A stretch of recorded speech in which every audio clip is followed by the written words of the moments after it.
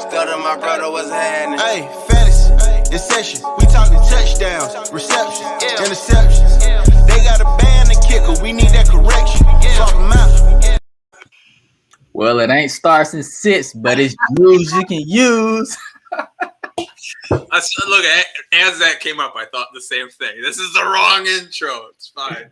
It's early in the morning. I'll give you this time. Right. Dweeze got me recording before the sun just got up. I'm usually recording when the sun about to go down. But man, we are 24/7 here at Fantasy in Session. We don't take breaks. That means early in the morning, playing hooky from work. We're here to give you news, waiver wire pickups. I think we're going to do some trade targets, some trade baits in honor of the NFL trade deadline today. And we're gonna send you back to bed right when we're done with that, Javar. I promise. Facts with some bacon and eggs. Yeah. 4 hours ago, so let's fucking go. Gotcha. Are we ready? Yeah, we're ready. So I guess we could just talk about a couple injuries. Sterling Shepard, man, is he made of paper? I swear, dude, bro.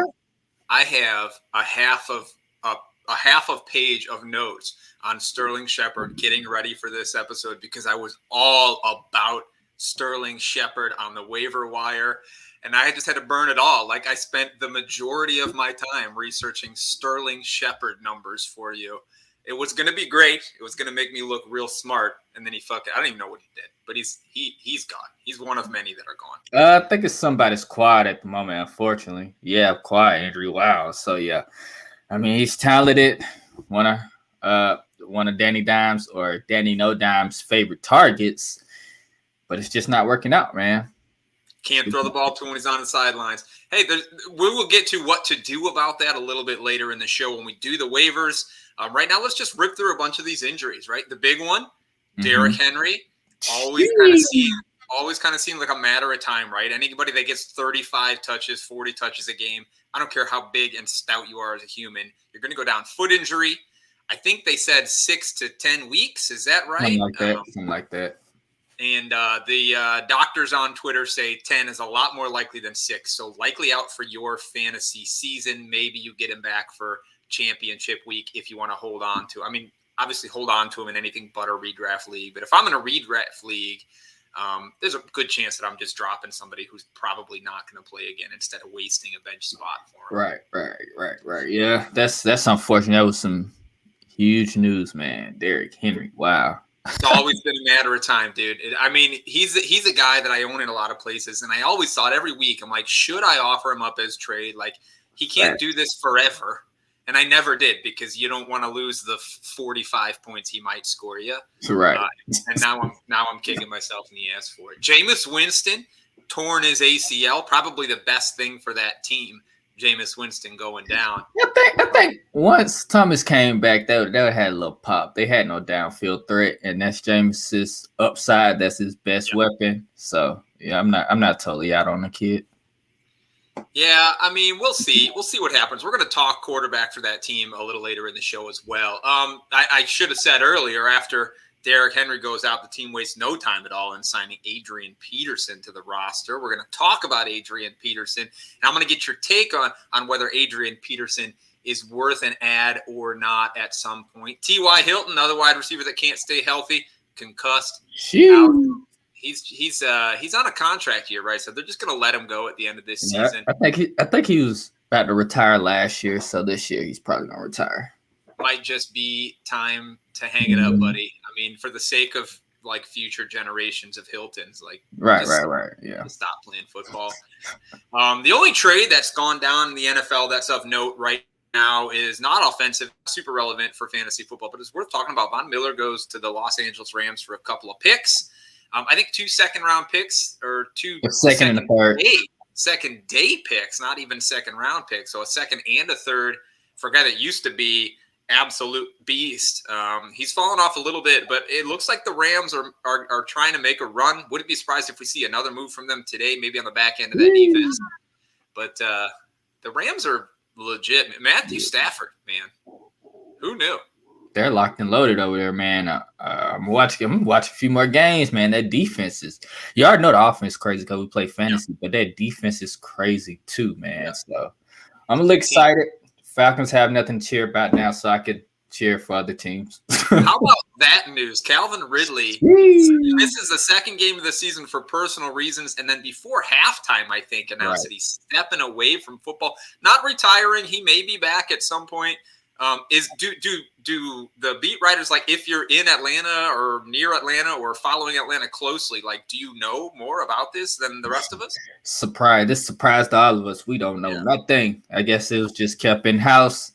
Then he came out with the news, man. Just hope for the best. Hope the guy can get, I mean, for personal reasons, I hope the guy can get better, take as long as it takes. But for people who have him in fantasy, you're like 2 weeks, guy. You got 2 weeks, 2 weeks. Fortunately, people have already been forced to figure out another route to their victories because he missed for injury and then the whatever. So people are fine.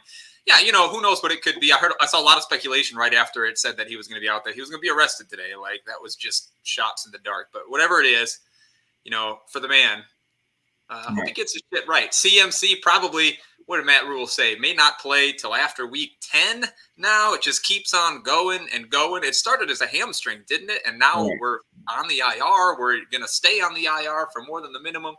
Might get traded for Deshaun Watson. All types of news. Like, it's getting crazy out there in Carolina. It is crazy. Today is the deadline. If it's going to happen, maybe it won't happen while we're on the show because most of the front offices are still sleeping.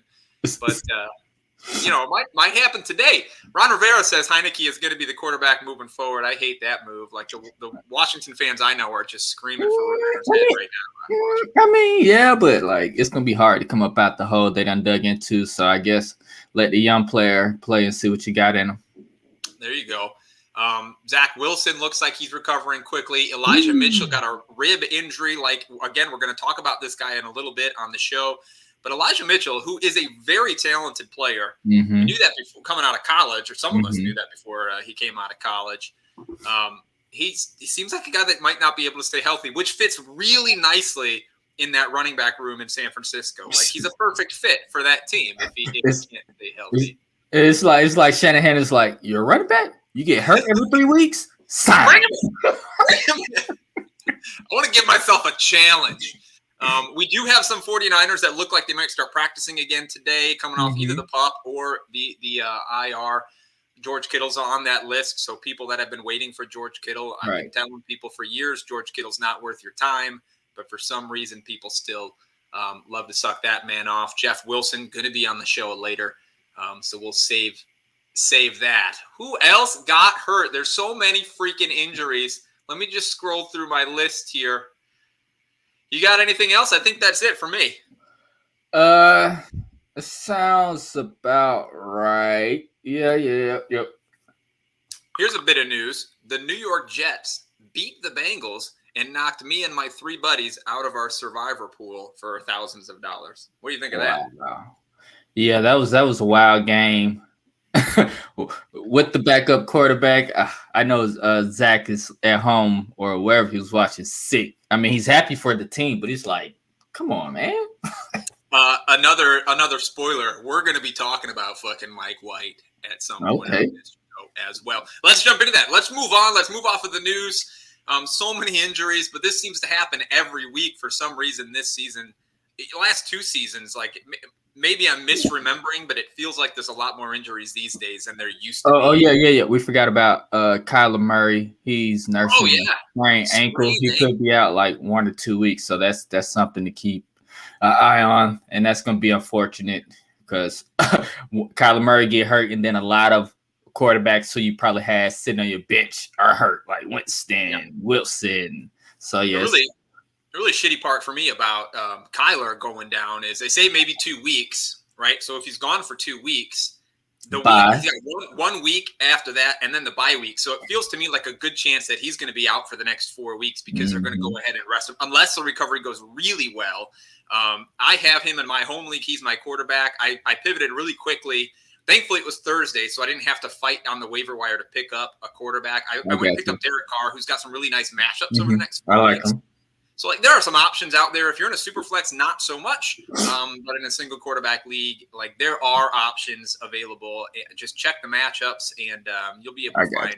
Tua is available in a lot of places. That was who I was going back and forth about. It was the matchups that went me over. Haven't heard anything about DeAndre Hopkins or Darren Waller either. I haven't heard an update on those two guys. I know they were bound some injuries, but other than them, I think we pretty much covered the awesome. Injury news. Very cool. Let's go to the waiver wire. Let's talk priority ads this week. Obviously, a lot of injuries. That means people are going to be throwing fab around, trying to pick up backups, trying to fill holes on their roster. Let's start in Tennessee with Derrick Henry. Really, there seems to be two options here, right? Jeremy Mcnichol is the backup who was getting a lot of passing down work early in the season. He got a little injured. He's back now. And again, the team went and signed Adrian Peterson, who, you know, of all the guys that were available, Adrian Peterson is sort of a power runner at this point, short yardage kind of runner at this point. You got to imagine he's going to be the guy they lean on when they get in close, as long as he's fit enough to do it. So where are you spending your money here in Tennessee? Do you like Mcnichol? Do you like him for maybe getting some passing work? Do you like Adrian Peterson? Or like a lot of people, are you just saying, hey, this is going to be the Ryan Tannehill, AJ Brown show rest of way?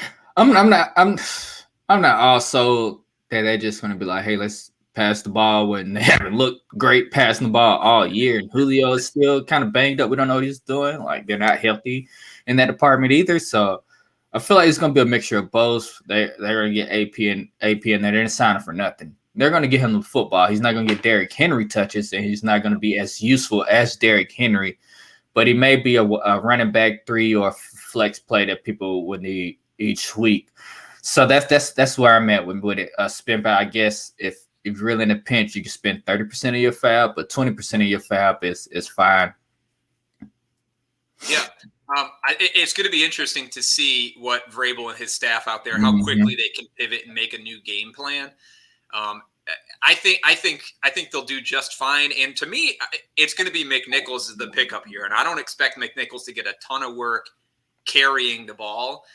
He will, at least early in the first couple of games, you know, as Adrian Peterson picks up the offense, get some touches. But I expect this team to start using some screen passes, short passes to the running back as sort of their run game, maybe even some wide receiver screen sort of thing where you get the ball out of the quarterback's hand.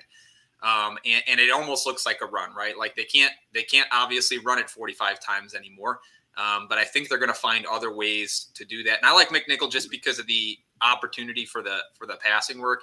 I'm not going to spend a ton of money on him. Like, I'm not going out here and saying, hey, this is a straight replacement. Let me throw 80% of my fab out here to replace my Derrick Henry. You're going to have to find those points elsewhere.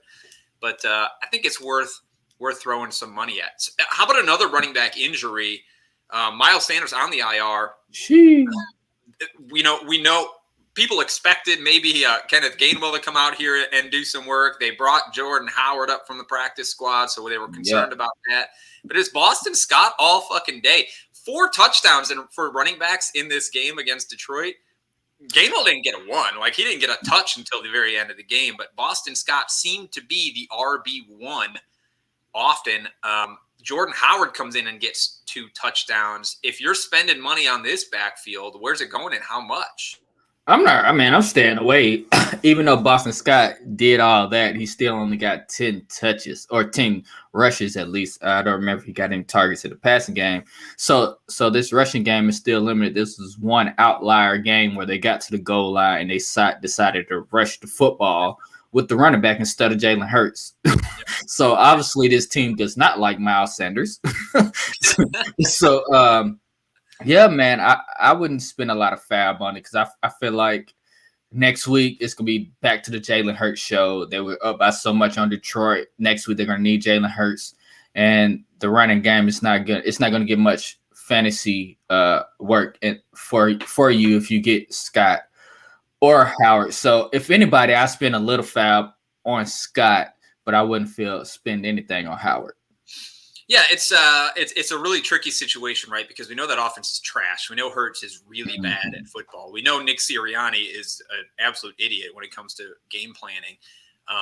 So for all we know, he's going to remember that Kenneth Gainwell's on the roster next week and roll him out. Now, let's not forget, like, this was the Detroit Lions, right? 4th worst against running backs in the league. They're just giving it up all over the place. Let's not forget Gainwell position role on the team is the passing back, and they were not in a situation where they needed to pass much or any in this game. So I will hold Gainwell if you got him. Now, interestingly, they get the Chargers, I believe, this week.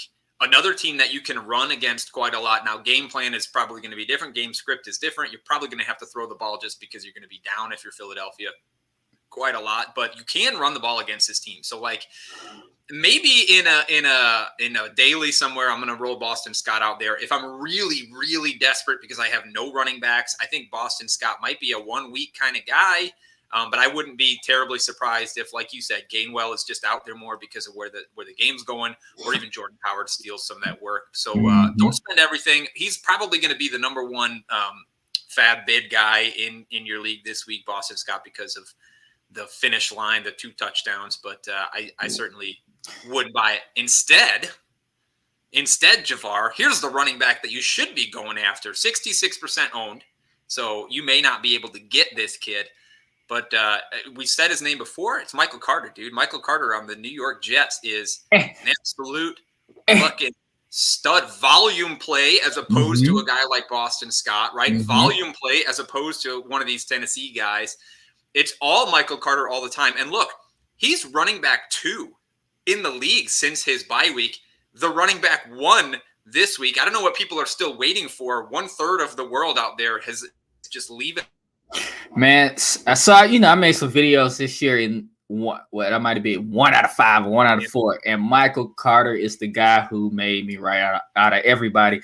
But yeah, man, I like week 3, week 2, or was it week 3? I seen his usage going up, seen he was the better guy at the backfield. So I sent out like a couple seconds in my dynasty leagues, and I got Michael Carter on the team. But most definitely, man, he's worth the start each week, especially with Mike White playing. I said it last week on the pod. Mike White targets him a lot out of the backfield, or even Ty Johnson is worth a flex play because he gets targets out of the backfield as well. But as long as Mike White is playing, it's Mike Carter to the roof. He targets him a lot.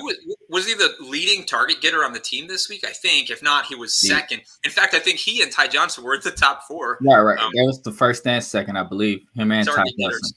So very, very good. Very good things. Now, Corey Davis might come back and take some of those targets back. I mean, Jamison Crowder was the best option. But absolutely, Michael Carter, especially in your PPRs, is he's worth a look, man. He's absolutely worth as much of your fab as you can spend to get him.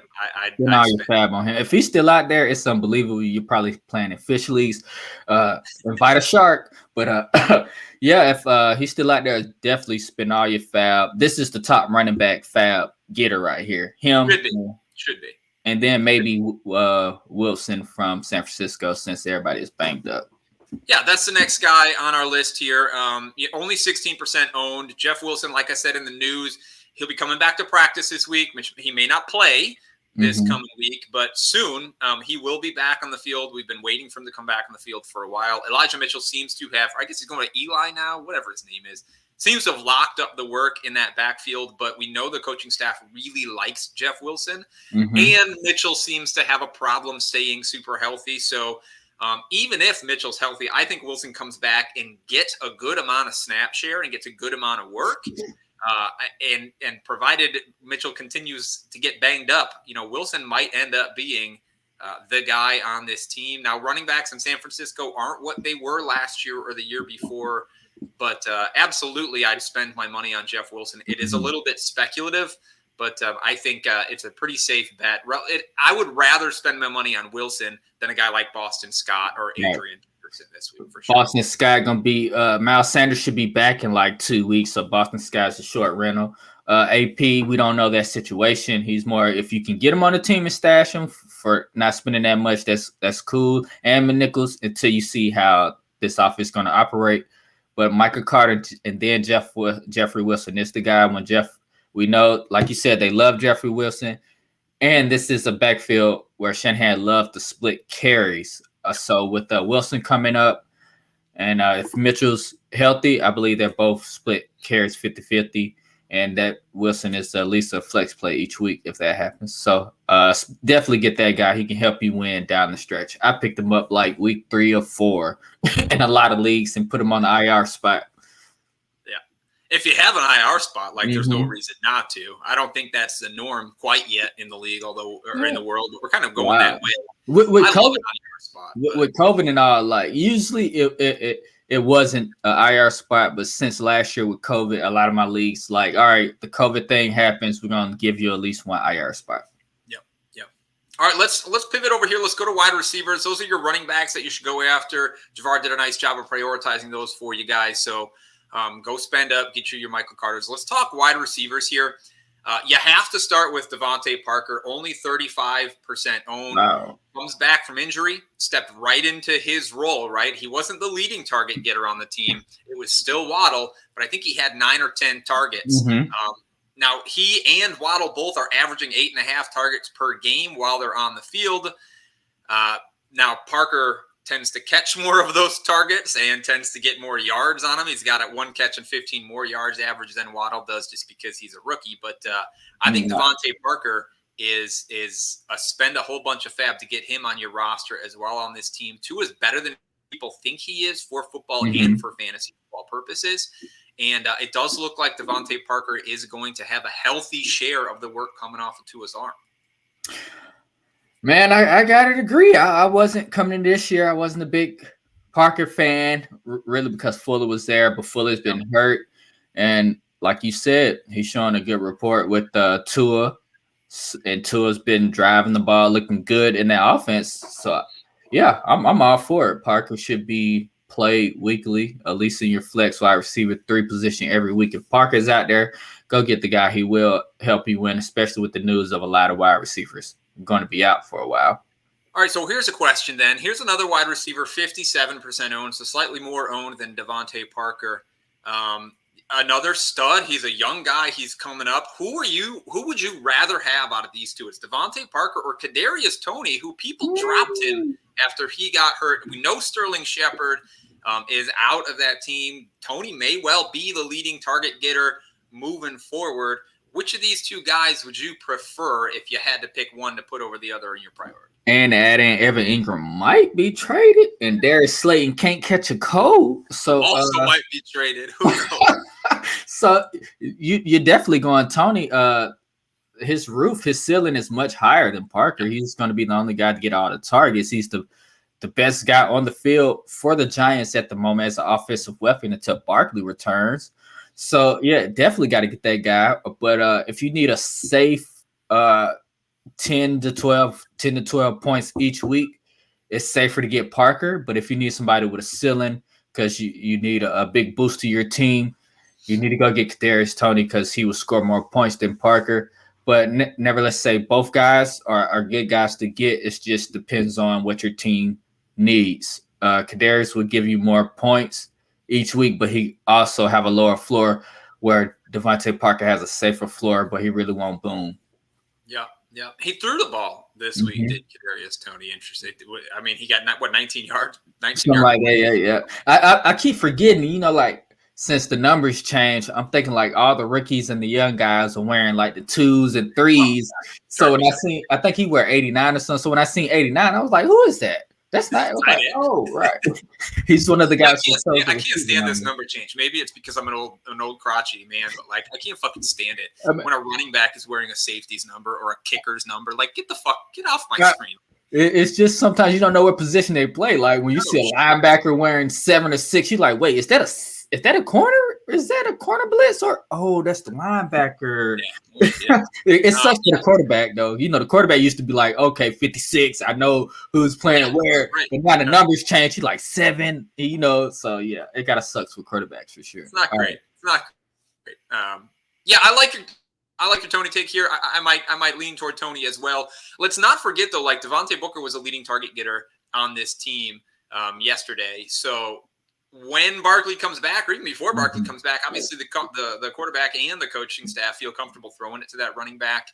Regardless, Ingram's, I don't care if he's traded. He's worthless at this point anyway, even to I'd be a little bit nervous about the target volume just going to the backs. But yeah, Tony's a stud. Tony's got a ceiling that's through the roof. Unfortunately, his team kind of caps that. His quarterback kind of caps his floor or drops his floor down to near zero on any given week. So you made a good point. What does your team need, right? Like, are you an actual contender? Are you scoring near the top of the league each week? Then maybe you don't need a blow it out of the water guy like Tony. You'd rather have somebody like Parker to plug in on a bye week. Maybe look at who's going to be out. Do you have a bunch of guys out on bye in a given week? What do you need in that week? That sort of thing. So take a look at your team. Make sure you're doing that right. I was going to talk about Sterling Shepard here. One second. And I like what you bring up. Look at your buys. Look 2 weeks ahead at your buys on your team. Unfortunately for me, I got like 10 teams. So I just look 1 week ahead and I get caught up sometimes. I'm like, no, I got to pick up a lot of people out the waiver. But look 2 weeks ahead and then you'll get better players to play on your buys if you look 2 weeks ahead. I just wanted to add that. And cheaper. Yep. All right, my bad.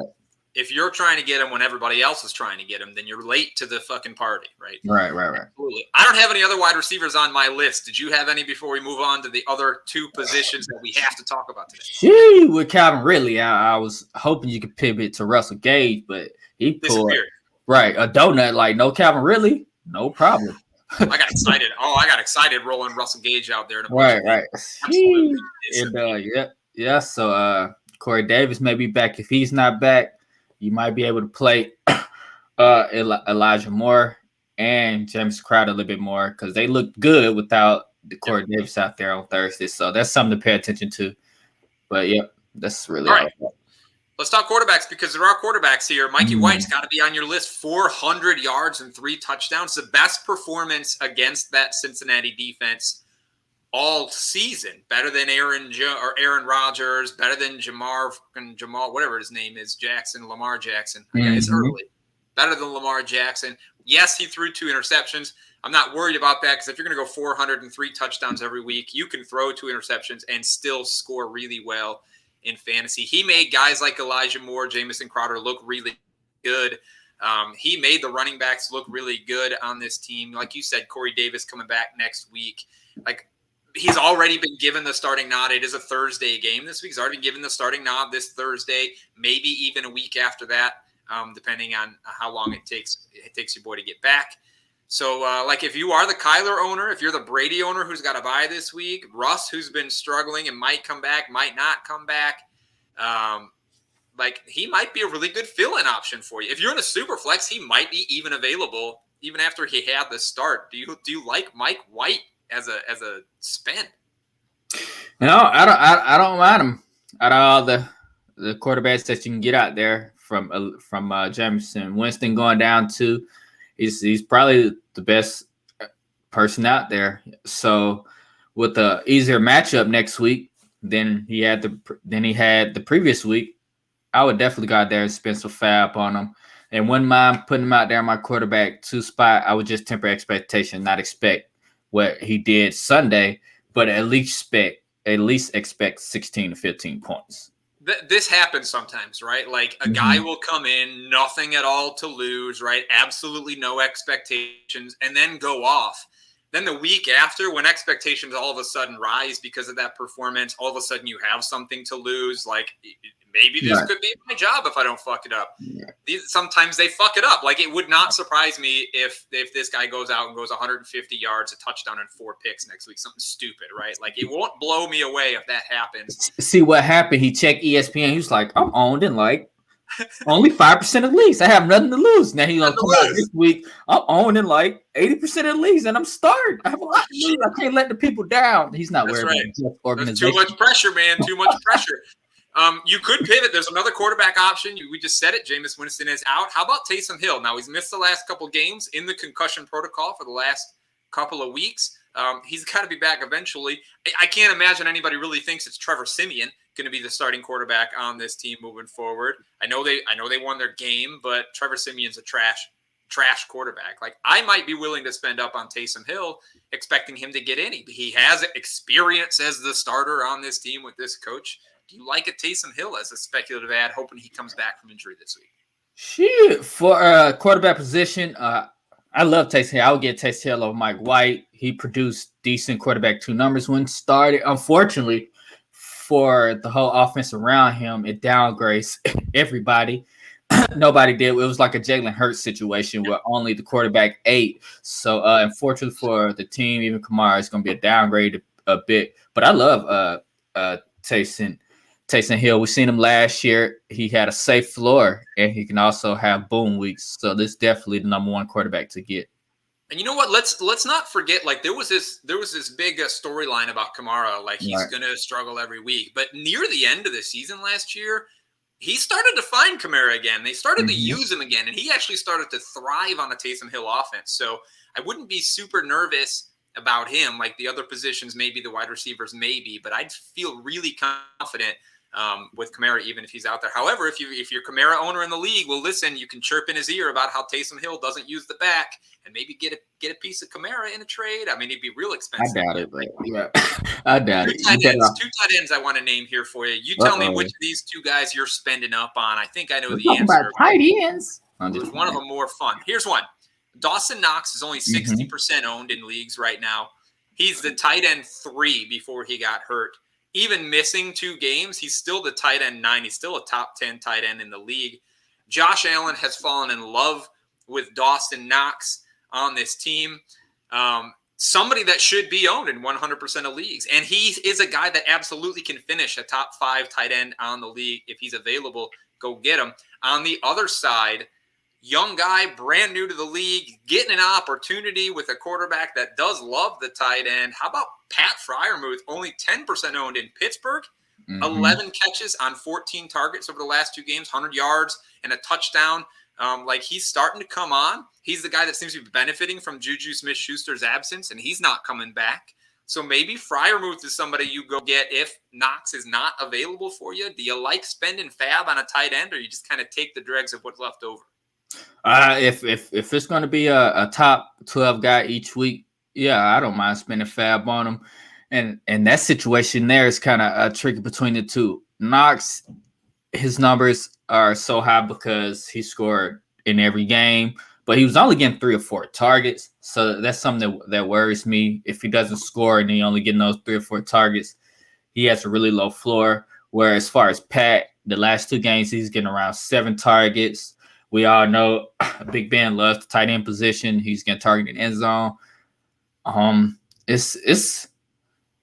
I feel more safer getting Patton on him, get some yards each week, and with catches, tight end doesn't need much to get 10 points in tight end premium leagues.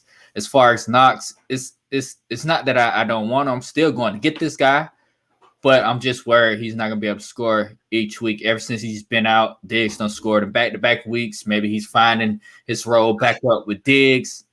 But, yeah, definitely. It was a broken hand issue. So, that's going to need time to heal when he come back. Is the hand going to be still the same? It's going to be catch well. So some things I'll be worried about. But most importantly, it's just the touchdowns that I'm worried about. You can't predict those. Those just don't carry over. So I feel safer with Pat. But, yeah, I don't mind grabbing Knox. Yeah, I mean, it depends on what you believe about the Buffalo Bills and Josh Allen, right? Like, I think a lot of people in this league believe that Josh Allen can score pretty much when he wants to and where he wants to. So, 4 targets for Dawson Knox might be worth 8 targets for Pat Freiermuth every week. It kind of depends on what you think. Like, there's a quality issue with these targets between the two, but you're not wrong. Freiermuth seems to be the volume guy here on this team, 7 targets in each of the last 2 weeks, like you said. So think about what you want, think about what you believe, and throw some money at the tight end. Oftentimes people just kind of forget about the tight end position when they're throwing their fab out there Tuesday night. So don't forget about it. Think about it. Let's move on. Let's go trade targets. I've got a list of many, and I've got some trade bait guys. So I want to hear your thoughts on what you think about these trade targets, whether you think they're worth spending up to go get. My first one here is a wide receiver 2, probably more like a flex guy, but I think right now a guy that you can go get would be AJ Green. I think he's really cheap, especially right now after that last play of the game in Thursday night's game. Like, he just didn't even turn around, right? Did you see that game? It was fucking the most disgusting thing for a Kyla Murray owner and for a Green Bay Packer hater like myself to watch that shit happen. Look, that's what he's paid to do, bro. Every play he goes out there to block. He doesn't run routes. Yeah, like, come on. Yeah. Well, he does, and he catches passes, and he's pretty consistent this season scoring. But right now, I think he's a really good flex option most weeks. Right now, after that play, and with Kyler going down, I think he might be almost like next to free in your league. So I think you should maybe just see what you can do in a move there to get him on the cheap. Slightly more expensive wide receivers. I think Terry McLaurin is a guy that you can go get. Another bad week for him going into a bye week. Anytime you have a bad game and then a bye week, I always look at those guys and see if I can maybe get a deal on them. I think that might be a buy. Now, his ceiling is certainly capped just because of the team situation, but Terry McLaurin is an absolute maniac of an athlete. So I like him. Speaking of that team, Logan Thomas should be coming back, so I wouldn't mind us trying to trade for Logan Thomas, but if the owner waited for him to come back, they may not trade him. And going back to the Cardinals, AJ Green or anybody on that squad, you could probably, besides Hopkins, you can probably get for cheap, and they're still useful, as Kirk or even Zach Ertz. All those guys have been useful on the team, and you could get for cheap. Probably even whichever one you like. I love that. Right. Like, go make a deal, go make an offer for any of those guys that you like, because they're as cheap as they'll ever be right now. But this offense is still very powerful. I can dig it. I just want to add one player, Claypool. Ever since he took over the start role as basically the wide receiver 2 on the team, he only got 7 targets in the first game, 5 in the second game, and haven't scored over 10 points. So you could probably get him for cheap. And the owner not seeing the value in holding Claypool, there are going to be huge weeks for this guy in this offense. But that's another person I've been trying to target. All right, so I have a question for you then, and this might go back to something we've already talked about a couple of times on the show, is just kind of what you need on your team and what you believe. But which of the 2 wide receivers on that team would you rather go trade for? Because Deontay Johnson is my other trade target here. You like Deontay Johnson or Chase Claypool? Same team, very different kinds of receivers. Johnson, his final score hasn't been overwhelming at all this season in any game this season, but his target volume is second only to Cooper Kupp on the year. He's not a flashy guy, certainly can be a guy that supports the boom bust players on your team, and I think he's the kind of guy that gets you your wins when your matchup is really close. So who do you prefer to trade for? Chase Claypool on that team, who's coming on, getting healthy, and could be real flashy, or Deontay Johnson, who's always going to have 13 targets? Yeah, you definitely got to follow the volume right there. Volume is key. Deontay Johnson is wide receiver 24, and he missed 1 week. Yeah. So that's just put in perspective how useful he is. Yeah, definitely he's the number 1 guy on the team besides Najee Harris. So you like him better than Claypool in a trade? Oh, yeah, for sure. Any day, every day. Dynasty, redraft, whatever. You're right. Everywhere. Toledo kid. Fuck Toledo. Okay. Here's a question for you. After whatever there's something happening in Kansas City right now. But are you going to trade for Mahomes or Kelsey right now? Are these guys that you might be trying to target in your league because they are Mahomes and Kelsey, even though they're playing really poorly now? Like, there's a school of thought that says it's gonna regress back to the mean, and their mean is very impressive. Do you go try to see what you can do price wise on these guys, or maybe I mean, it doesn't mind, pick up the phone, just talk to somebody, because that's all you're really gonna do. Because only way I'm trading for these guys is if I can get them on a discount. Okay. And you're not going to get them on a discount. I don't want to, because I'm already kind of mad. I, drafted Mahomes first, and he's putting up these type of games. So, I'm not going to trade him for a discount. I'm going to try to get all I can, and even for the same for Travis. So, yeah, that's where I'm at. It's going to be hard to get him. I would try to go out there and put a deal out, a deal that you don't mind. But, yeah, for sure, it's still going to be hard to get those guys. Test the waters. It's worth testing the waters when a stud is playing poorly. Name value tends to go a really long way. Draft value tends to go a really long way, though. But worth talking about. And then the last thing I'll say about trades, like at this point in the year, we're in the midst of bye weeks. I think it's always smart when you're thinking about making trades to go find guys that have already had their bye and trade for them. trade players on your team that have not yet had a bye. I think you said this the last time we talked. Buying a free week of production if you can get rid of a guy before their bye for that has already had their bye. Something to think about. Always something to think about when you're looking to make trades, and it might be the thing that kind of tips the scales in your favor. And also, like, whenever you're looking at a guy team, you're trying to trade, and you're trying to figure out a reason, a bigger reason why to trade or who to trade for. Look at their schedule too down the line. Like you said, look at the bye weeks, and also look at their schedule. Pick the guy who has an easier schedule, and that's something to help you figure out which guy to pick up off waivers as well. The guy that has an easier schedule. We're probably 3 weeks away from me officially giving this advice, but at some point you look out to the fantasy playoff schedule. I don't think we're there yet. If you're looking that far ahead, you're probably going to lose some games that you shouldn't lose, but certainly look at the next 3 weeks, right? Like, look at what's coming up for these guys because it can make a really big difference. Right. Shout out to David Montgomery. Playoff run last year. See, he had an easy run. A lot of people's looking at it and look what he did. So, yes, that definitely means something. Don't do it yet, but soon we will tell you when to look up that fantasy playoff. All right, give me one guy before we get out of here. Give me one guy that you're trying to trade away, trade high on, somebody that you don't think is going to continue performance, and it's worth going and getting a premium price. It's probably too late. Antonio Gibson, man. it's just not the talent. It's just the guy's not getting the ball. He's still a little banged up, and he's not getting the receiving yards. So that's the only part I'm worried about. I'm waiting till he have another good week where he runs in and get a couple of touchdowns or something, and then I'm try to put him out there and try to trade for him. But like I said, I probably waited too long to trade Antonio Gibson. I probably should have traded him once I seen McKissick was in on third downs at the beginning of the season. I should have traded him then. But that's the number one guy that I'm trying to get off my team right now. Yeah, he's been very touchdown dependent, but he can have those multiple touchdown games. And you're right. Wait for one of those big games. Don't do it now. Certainly don't do it now because you're not going, especially after this week where Jarrett Patterson out touched him. Right. Wait for a big week. I mean, he is kind of banged up still trying to come off of multiple injuries. So maybe when he gets right, or maybe in a really good matchup, he'll have a big week. You can move him. He still has some name value, some of that pre-draft season name value. So cash in if you can. The guy that I'm trying to trade away is polar opposite. Let me go with Joe Mixon. Let me offload Joe Mixon now. 3 really nice weeks in a row. I think he's a running back 2 over the last 3 weeks. Week 2 again, or 2 weeks ago against Baltimore, he had a touchdown that kind of saved his day. But he's had 3 good number lines in a row. But I want to remind people that those 3 games were against Detroit, the 4th worst team against running backs for fantasy purposes.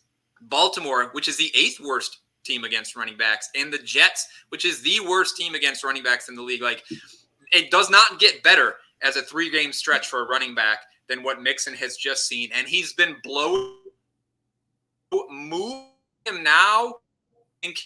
I think you're gonna be able to get an absolute king's ransom for this guy who, like, his schedule gets tougher. There are a couple of cushy games in there still moving forward, but the schedule gets tougher. We know that Mixon sometimes deals with some injuries. Samaje Perine is kind of coming on, so at some point in this season, that I would not be surprised if that coaching staff in the back half of the season tries to rest him up a little bit for the playoff run. Move him. Get everything that you can for him. You know, I wouldn't mind throwing Mixon in a deal for Mahomes, right? Mixon in a deal for Kelsey and a piece. Like, you can probably make that move right now. In fact, why don't you go ahead and trade Joe Mixon and get Travis Kelsey and a Terry McLaurin, or Travis Kelsey and a Deontay Johnson on your team right now? I think those will be trades that you can make. Yeah, oh man, it's just this running back landscape is kind of dry right now. You can't get a king's ransom for it, but this offense is just, they have to score each week, and I just feel like he's gonna fall in the touch. He's gonna fall in the end zone each week because of the offense. Here's the move then. Okay, here's the ultimate move over the next few days. First, you go and spend all your fab money and pick up Michael Carter. And then once you've filled that running back spot, then you trade away Joe Mixon. So you're not really worried about your RB2 spot at least. And now you're picking up an absolute stud at a couple of different positions. I think that's the move to get you where you want to be. I'm only if Mixon is like my running back 3 and I need help wide receiver tight end, then for sure I can dig it. nobody's running back 1 at least going into the season. Like, I don't think you had to draft him high enough to be your running back 1. Maybe if he's your 2, I feel good about it. If you have Eckler and Mixon, like, trade away Mixon. Yeah, I can dig it. Yeah. All right, I think that's it for us, huh?